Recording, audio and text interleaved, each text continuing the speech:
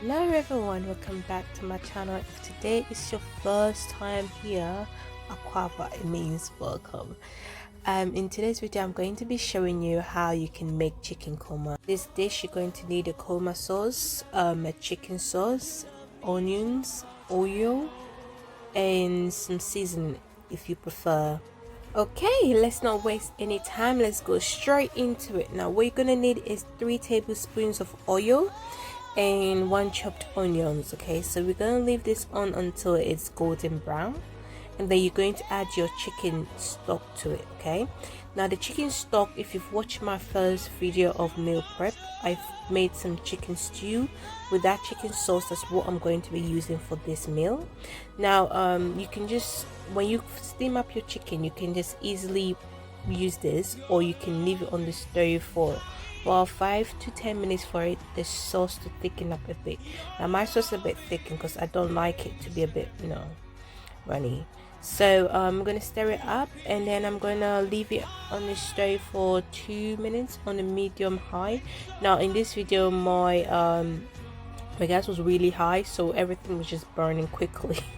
I apologize for that, but it still tasted amazing anyways. But I would advise leave your on a medium high. Now I got my sauce from Lidl. No, I didn't get it from Lidl, I got it from Iceland actually.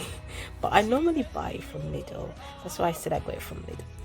Yes, I'm gonna leave this on for about 25 minutes on the medium heat, because on the instructions it tells you to leave it for 15 minutes, but no, I tend to go with my own instincts, because sometimes I did try the 15 minutes one and it didn't look all ready. So I would say leave it up for 25 minutes and you've got your results. Now you can add your chicken to it. You can fry your chicken if you like, but I prefer mine not fried because it just, I don't know, it's just amazing. And I added some vegetables to it.